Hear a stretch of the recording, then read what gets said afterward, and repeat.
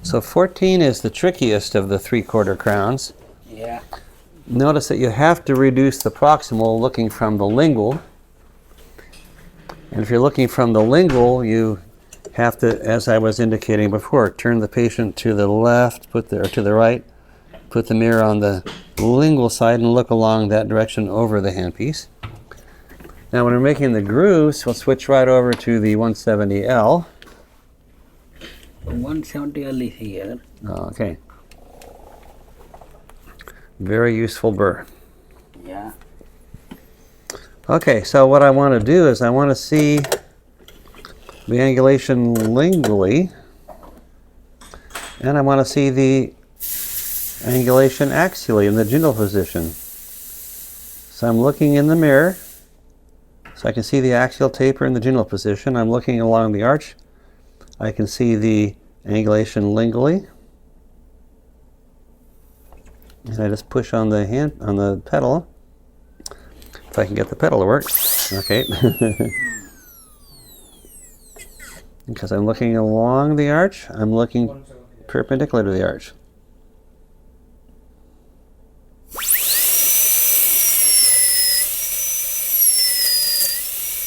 So push it in about the diameter of the burr. When I'm looking down the lingual wall of the groove, I should also see down the lingual wall of the prep. We don't want to have it leaning too much lingually, but we certainly don't want to have it leaning facially. So same thing over here. I'm looking along the arch so I can see the angulation lingually. I'm looking in the mirror so I can see the angulation axially and the gingival position.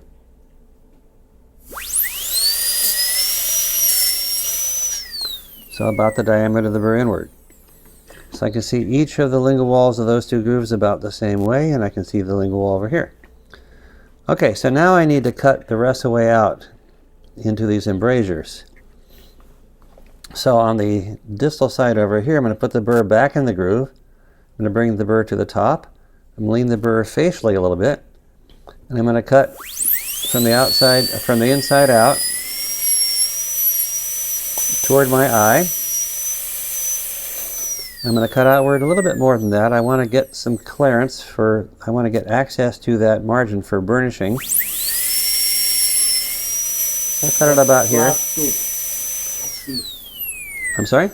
Like class 2 we are doing in obtuse angle. Yeah, except for notice, I'm glad you brought that up. Notice that I was cutting from the inside out. In the class 2, we never ever cut that direction. Okay? But I'll show you something interesting in a minute, because the other flare I'm going to do a little differently. Now notice I go down a little bit at a time. A little bit at a time until I get down to the gingival floor. So there's the groove and there's the flare. Now you notice the chamfer stops right here. So there's a little step between where the chamfer stops and the bottom of the flare. I have to fix that later. Okay, now I'm going to put the burr in the mesial groove. So it's leaning lingually and axially. Now I'm going to bring it to the top so I can lean it facially. And this side I'm going to cut from the outside in. I'm looking in the direction I want the flare to go. Then I cut away from my eye and the flare is going to go the right direction. Put the burr in the groove, come up to the top, lean it a little bit facially. And then we're going to come down a little bit at a time. Have the right angle and then just go down a little bit at a time. Cut to the back of the groove every time until you get down to the bottom of the groove. I'm going to do it one more time here. So how far do you need to go to the gingival? Until you get to the bottom of where you made the groove. Now, when you make the groove, if you want to know how far we go gingivally when you make the groove, make the bottom of the groove a little bit above the chamfer. Okay, don't damage the margin with the groove.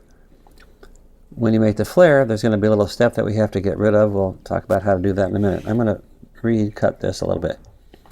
Axially, up to the top, a little bit facially.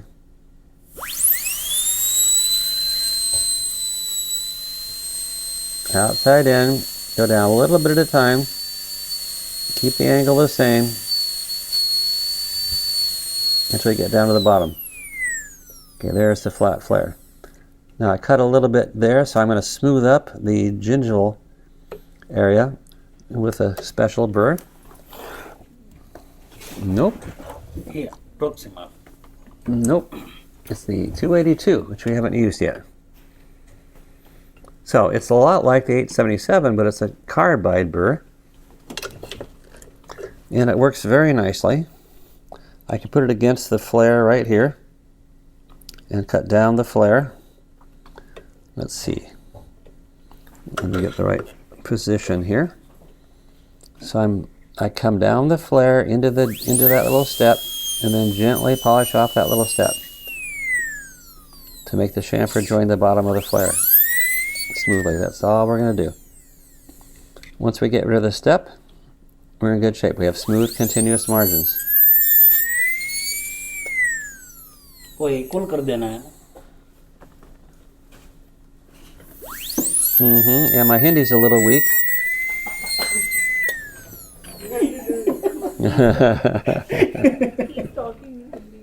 Yeah, I figured.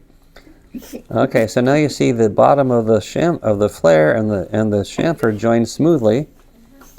I'm going to do the same thing over here. I'm going to put the burr against this wall. I'm going to cut gingerly right down that area at the bottom of the flare and then cut away from that flare toward the chamfer. Try to get a nice smooth connection between the chamfer and the bottom of the flare.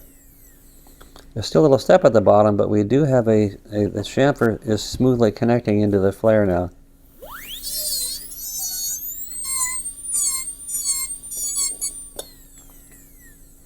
And that's what we need, smooth, continuous margins. Okay, now, there's not too much left to do. I'll go back to the 170L. And I'm going to make a little horizontal bevel across the top of this cusp bridge. Just a small one, just like we did for the onlays. A little micro bevel. I'm going to make sure that bevel joins the top of the flare. I'm going to put the 170L burr parallel to the flare and bring the bevel over the corner to join the top of the flare right there. Same thing on the distal side. Put the burr parallel to the flare and bring the bevel over the corner into the top of the flare. Okay, now the only thing left to do, since we have smooth continuous margins all the way around, we got grooves, we got retention, we got resistance form. Now, I'm worried about the strength of the gold in this area. We have minimal clearance, but I want to get stronger gold in this area so it's less likely to be deformed. So I'm going to make the gold a little thicker near the facial margin by making an offset in the A-plane. We've already seen how to do an offset in the C-plane for the upper preps. I'm going to make a little L-shaped offset coming up that plane, down this one. And again, when you have better defined planes, flatter planes, and better defined ridges, the offset's much easier to do and make it come out looking nice. We're going to come up this side. Again, I want to keep the offset with the burr leaning toward the top of the cusp, but I don't want to get too close to the facial margin. I come up and down, but I'm going to keep it at least a millimeter away from the facial bevel. So the distance between the offset and the bevel here should be significant, at least a millimeter. Okay, that finishes it up.